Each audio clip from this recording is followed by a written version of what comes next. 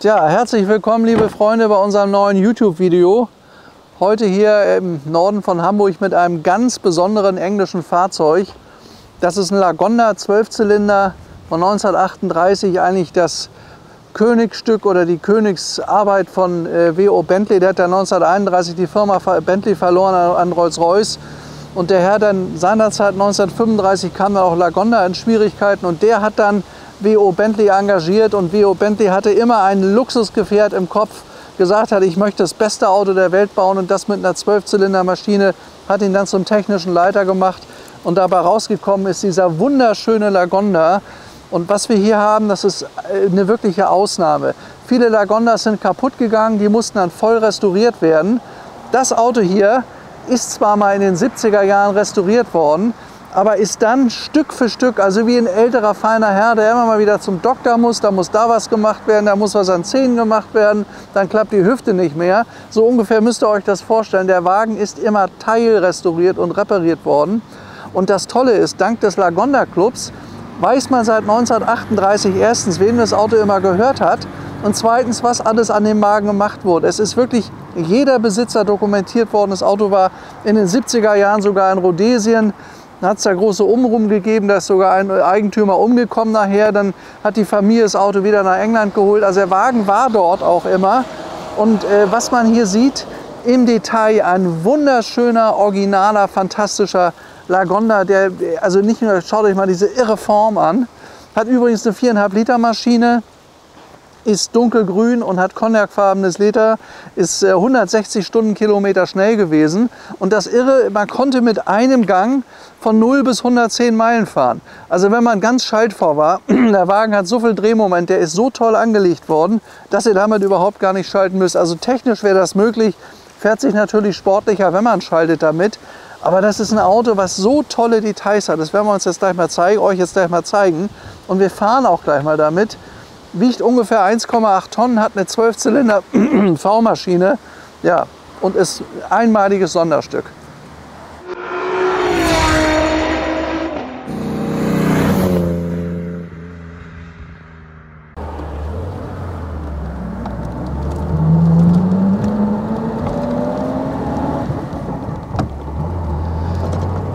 Das Fahrzeug hat 180 PS, was eine ganze Menge ist. Und man spürt jetzt schon auf den ersten Metern, ist ein seidenweicher Lauf. Ist halt eine 12-Zylinder-Maschine, was natürlich außergewöhnlich ist. Und das war praktisch W.O. Bentleys Meisterstück hier. Gibt nur ganz wenige, 190 wurden gebaut. Wie viele heute noch existieren, kann man nicht sagen. Aber er wollte das absolut luxuriöseste Automobil bauen. War natürlich auch ein bisschen, sage ich mal, sauer auf die Firma Rolls-Royce, die er ja Bentley damals verloren hat. Er hat eine Viergangschaltung hier, hat einen sehr guten Geradeauslauf, muss ich sagen, bin ich überrascht.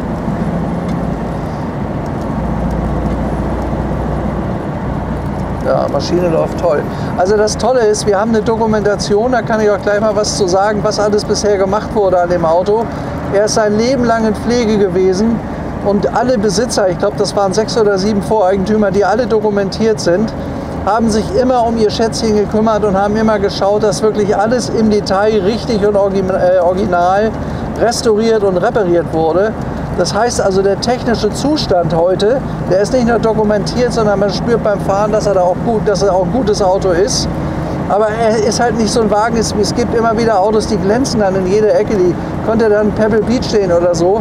Das ist hier nicht der Fall. Das Auto hat ganz viele originale Details. Schaut euch mal dieses tolle, authentische Armaturenbrett an hier vorne. Hier ist der Drehzahlmesser, da natürlich Meilen bis 120 Meilen Spitze. Und er ist ja tatsächlich 110 Meilen schnell gefahren, was eine Wahnsinnsgeschwindigkeit war. Und so wie er jetzt hier fährt, also er hat auch schön Drehmoment. Ich drehe jetzt mal drauf. Er schiebt richtig schön von unten an. Und man merkt auch das Gewicht gar nicht so. Also 12 Zylinder sind halt 12 Zylinder. Ja, die sind älter als ihr. Ja, man muss immer Spaß haben. Also beim Film haben wir ja auch wirklich Spaß. Und das Tolle ist natürlich, dass wir immer wieder absolut sensationell schöne Autos von Kunden zur Verfügung gestellt bekommen. Und das Interessante ist ja mittlerweile, es hat sich so entwickelt, dass durch unsere Filme Autos, die wir dann danach verkauft haben, Kunden wollen unbedingt die Filme haben, Autos sind wertiger. Und es ist einfach toll, wenn man über das Auto, was man neu erworben hat oder wenn man es besitzt, einen Film besitzt, wo man sagt, guck mal, wie toll der Wagen fährt, wie schön er dokumentiert ist, wie der läuft. Also wir können mit unseren YouTube-Filmen zeigen, was ein Auto wirklich kann.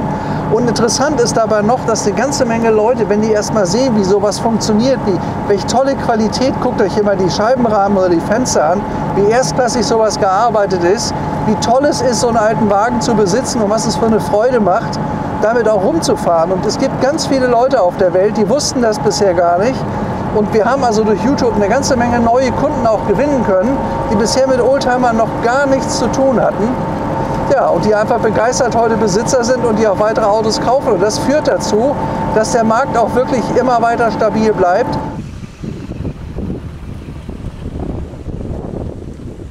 Jetzt haben wir das mal getestet, wir haben jetzt mal nicht geschaltet und es stimmt tatsächlich, man kann ihn extrem niedertourig fahren, er beschleunigt wunderbar und wenn ich mir vorstelle, dass der 160 Stundenkilometer schnell ist, das müsste man ja fast mal versuchen. Übrigens ganz interessant, also auch der jetzige Besitzer hat das Auto sehr, sehr lange, über 20 Jahre hier in Deutschland bewegt. Die ganze Historie von dem Wagen über Jahrzehnte ist immer vom Lagonda Club dokumentiert worden. Das heißt, was man hier erwirbt, man weiß genau, was das ist.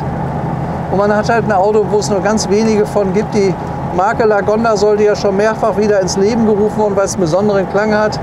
Aber so richtig gelang das bisher leider nicht. Aber es sind wirklich fantastische Autos. Vielleicht mal was zum Wert. Es gibt Gutachten über den Wagen, wo man so einen Wagen bei um die 600.000 bis 700.000 € sieht. Das ist halt eben dem geschuldet. Es ist ein originaler 12-Zylinder und der ist damit absolut selten. Und im Vorkriegsbereich gab es eigentlich nur noch Rolls-Royce Phantom 3, die hatten auch einen 12-Zylinder.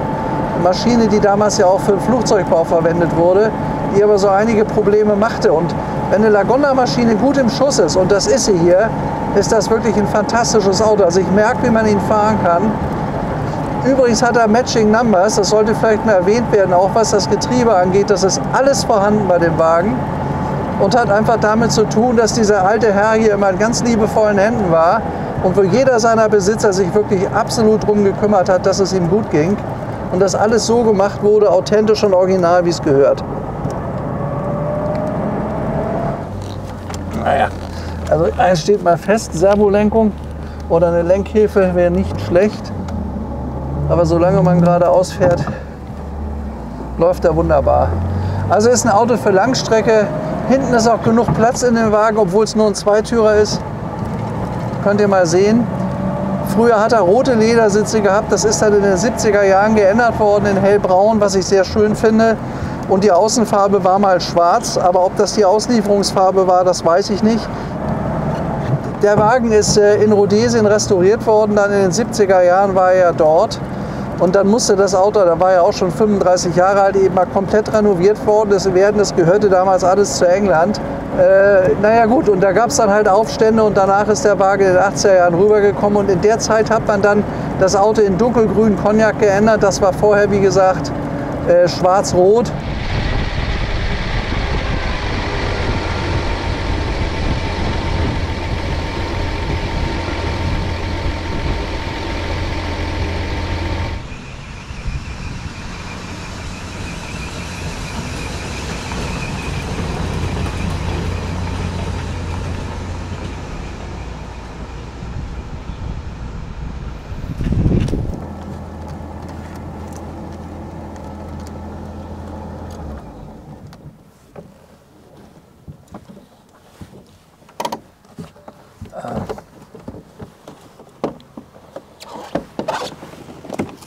Ja, das ist wirklich ein beeindruckendes Fahrzeug, kann ich nicht anders sagen. Fährt sich sehr, sehr bequem. Man merkt, dass das absolut Komfort erste Klasse war. Sehr, sehr luxuriös. Jetzt vielleicht mal zu den schönen Details. Schaut euch das mal an. Er hat hier Radkappen mit einer feinen gelben Linie. Hier vorne Zentralverschlüsse, Lagonda steht da drauf. Dann hat er die wunderschönen Blinker hier vorne auf den Kotflügeln. Hier hat er so eine, früher hieß das dann auch mal Bügelfalte, gab es ja auch bei BMW, bei einigen Rennwagen. Da vorne verdeckt dahinter waren Reserveräder. Damals waren die Straßenverhältnisse ja nicht so, wie sie heute sind. Dann hat er die riesigen Lucas-Lampen hier vorne. War damals eigentlich das Beste, was man sich kaufen konnte. Lucas-Lampen, das sind auch die Originalen links und rechts. Dann hier vorne das weltbekannte Lagonda-Logo und das ist auch das Originale noch. Das sieht man auch dem Kühler an hier. Das ist zwar alles schon so ein bisschen abgegriffen hier vorne, aber das ist eben alles authentisch, nicht? So ist der Wagen zur Welt gekommen und die ganzen 70, 80 Jahre hat man sich immer bemüht, das so original zu erhalten. Dann hat er hier vorne natürlich Zeichen Lagonda Club. Er ist im Club selbstverständlich bekannt und ist auch in Deutschland hier Mitglied im Schnaufer Club. Das ist ja klar. Hier vorne noch eine extra Beleuchtung, eine extra Lampe. Und hier Stoßstangen, die waren relativ stabil, die schön nachgefedert haben, die gut nachgegeben haben. Ja, die Form des Autos ist einfach traumhaft, finde ich. Schaut euch mal, das war schon relativ modern, mit einer relativ steilen Scheibe hier vorne. Türen gingen nach vorne auf, man konnte also auch sehr, sehr bequem einsteigen. Das macht ja heute Rolls-Royce auch wieder. Dann schaut euch mal hier unten, Coachwork bei Lagonda. Könnt ihr das sehen? Das sind alles noch die originalen Embleme auf dem Auto. Und das Leder ist das ist zwar auch schon wieder 40 Jahre alt, das ist aber 1:1 dem Original nachempfunden. Aber er hat schon wieder Patina. Sieht so aus, als ob es immer so war. Ich finde die Farbkonstellation sehr, sehr schick. Ich finde die total gelungen. Und durch dieses dunkelgrün hat er auch die richtige Schwere. Das Problem bei der Farbe Schwarz ist, dass immer die Formen so ein bisschen verloren gehen. Das ist bei dunkelgrün oder silber anders, da sieht man die Form von dem Auto wieder. Und wenn ihr euch die Form von dem Wagen anguckt, ist doch wirklich fantastisch.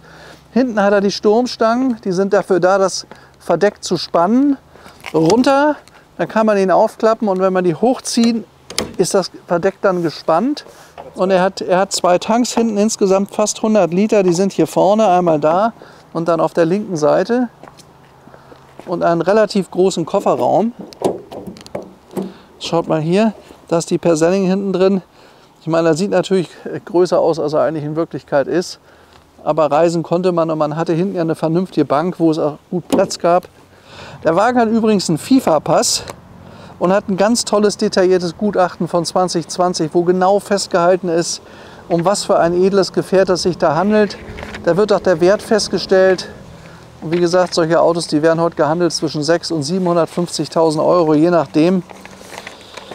2004 bis 2010 hat man dann eine Motorinstandsetzung vorgenommen in der Originalmaschine. Der Kurbelbetrieb der Maschine wurde komplett überarbeitet. Dann wurde 2005 die Ölschmieranlage optimiert, also auch der Eigentümer hatte ein gutes technisches Verständnis jetzt, hat vieles so bauen lassen, dass es auch wirklich zeitgemäß heute ist. 2007 hat man dann die Ledersitze von einer Firma, die wirklich spezialisiert ist, machen lassen. Das habt ihr ja eben gerade gesehen, die haben aber auch schon wieder schön Patina. Da wurde auch dann das Verdeck gleich mitgemacht. Und im Jahr 2010 wurden beide Zylinderköpfe überarbeitet. Ich meine, klar, wenn so ein Wagen 80 Jahre Dienst tut, dann ist es irgendwann so weit, dass man sowas auch mal machen lassen muss. Aber es ist immer schön gemacht worden und authentisch. Da hat der Besitzer viel Wert drauf gelegt.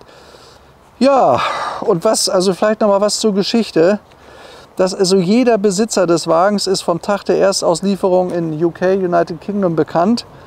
Und unser heutiger Besitzer, dem gehört das Auto ab dem Jahr 2000. Das ist übrigens interessant, als er das Auto gekauft hat, hatte der Wagen dokumentierte 60.000 Meilen auf dem Tacho. Und der ist in der Zeit, in den 20 Jahren, 43.000 Meilen damit gefahren. Ja, es sind ja sogar schon 22 Jahre. So üblicherweise waren die Motorverschlüsse in den 30er Jahren immer hier vorne. Das ist bei Horch der Fall gewesen, das war bei Mercedes der Fall. Schaut mal hier runter. Das sind originale 12-Zylinder von Lagonda mit 180 PS. Spitze, also eine 4,5 Liter Maschine ist das. Nicht auf jeder Reihe 6 Zylinder. Hier vorne könnt ihr sehen. Und man sieht, dass die Maschine authentisch und alt ist. Ist übrigens die Originalmaschine, mit der 1938 auch geliefert wurde. Hier vorne ist noch das Original-Typenschild. Alles authentisch an dem Auto. Und man sieht das auch sonst. Es ist eigentlich egal, wo man guckt hier. Das ist alles original. Hier vorne hat er aufgeschrieben, der Druck für die Reifen.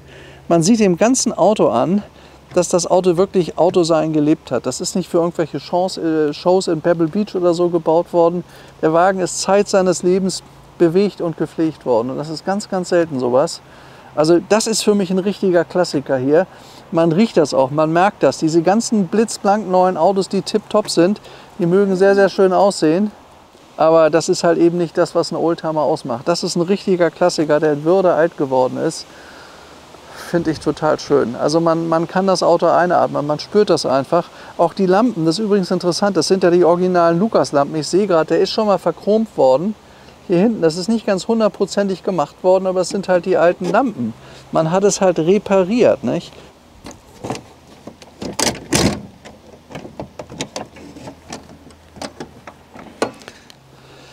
Ja, vielleicht noch mal was zu den alten Lenkrädern. Airbag gab es natürlich damals nicht. Hier vorne konnte man die Kühlrippen vom Kühler vorne verstellen. Wenn er zu heiß war oder wenn es zu kalt war im Winter, wenn das hoch und runter geht, kann euch das vorne mal zeigen.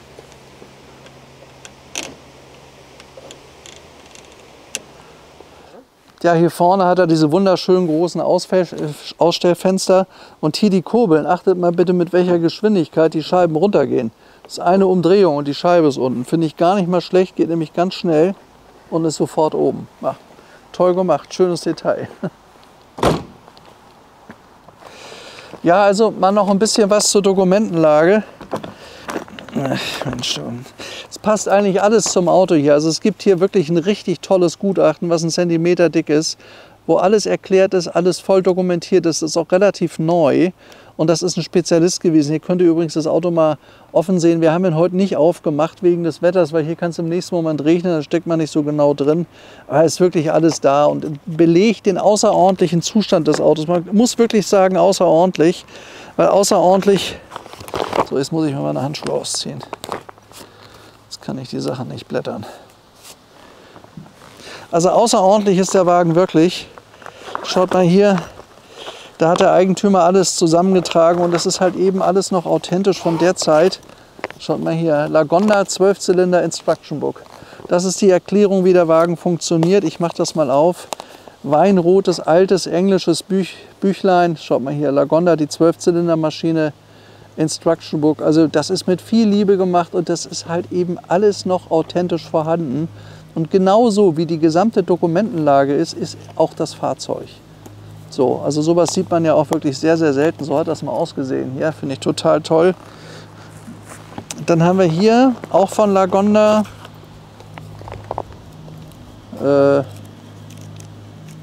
das sind nochmal Erklärung, wie so ein Auto funktioniert und was er alles hat. Wo das jetzt herkommt, weiß ich nicht, aber da ist jedes technische Detail aufgeführt. Also Instruction Book auch, aber halt eben sehr viel umfangreicher. Könnt ihr hier sehen, dass die Maschine, Zylinderköpfe, Achsen, also ist wirklich alles genauestens erklärt. Man sieht auch, dass das schon ein paar Tage alt ist. Auch da hat man sich drum gekümmert. Das hier, da steht drauf, wann was gefahren wurde. Hier sind die Entfernungen mit dem Auto eingetragen worden. Guck mal hier, Kilometer, Meilen 2020. Ist ja unglaublich hier, ne? Also was da alles vorhanden ist. Also hier hat jemand das Auto wirklich gelebt und nicht nur der Erstbesitzer, sondern, ach schaut mal hier, das ist ja vielleicht nett hier. Ganz alte Bilder von dem Auto. Das finde ich eben gerade, das ist ja wirklich toll, was? Wo findet man denn sowas? In einer alten englischen Werkstatt, wo so ein alter originaler Lagonda steht. Da sind übrigens, könnt ihr die Speichen sehen, die sind eigentlich unten drunter. Und man hat dann später, zu der Zeit waren halt diese Radkappen dann einfach toll, aber er hat eigentlich Speichenräder. Schaut mal hier, da sieht man, wie der in den 70er Jahren Rhodesien restauriert wurde. Die Bilder haben wir noch, steht das hinten drauf, da steht noch Kodak drauf. Ja, 1974. Also das Auto ist einfach wunderbar dokumentiert. Und das ist wirklich eine Zeitreise und es ist eigentlich wichtig bei so einem Auto, dass man das auch mit dabei hat. Kommt ganz, ganz selten vor. Ich tue das hier mal wieder rein. Also außergewöhnlich schön. Macht auch Spaß, wenn man sowas dabei hat, sowas dann zeigen zu können. Weil das ist sehr, sehr selten. Dann hat man hier, muss ich mal gucken, was das ist. Hier auch nochmal die gesamte Technik hier zu so einem Auto. Also wirklich alles erklärt. Und schaut mal hier, ergänzt. Also hier hat jemand sein Auto wirklich gelebt und das Gute ist, wenn man sowas hier kauft, dann weiß man wirklich genau, was Sache ist. Von Clubmitgliedern gibt es hier Briefe. Es ist alles genauestens erklärt, wie was funktioniert. Also hier kauft man nicht irgendwie einen toll restaurierten Oldtimer wie ein Pebble Beach, das ja also glänzt alles, aber fahren tut es bloß nicht. Sondern das Auto hier ist sein Leben lang Auto geblieben und ist bewegt worden.